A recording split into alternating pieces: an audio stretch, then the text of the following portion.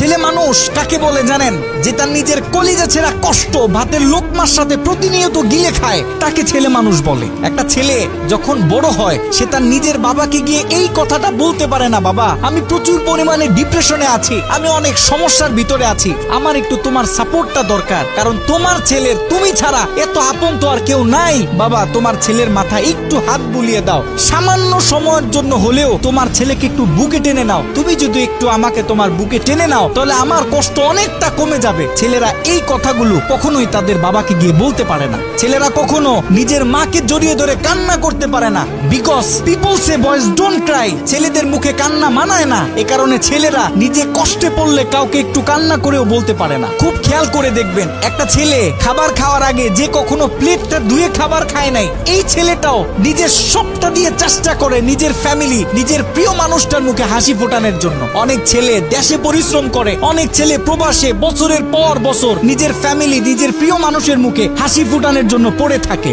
দিন শেষে ছেলেদের মুখে হাসি ফোটানোর মতো কাউকে পাওয়া যায় না। আমি মনে করি boys are the best actor in the world. এই পৃথিবীতে ছেলেরা হচ্ছে সব থেকে বড় অভিনেতা, কারণ ছেলেরা নিজেদের বুকে হাজারো লক্ষ কষ্ট পুঁতে রেখেও মুখে হাসি নিয়ে চলে, কারণ সে জানে আজকে আমি যদি ভেঙে পড়ি তাহলে আমার পুরো ফ্যামিলিটা অস্তিত্বহীন হয়ে যাবে।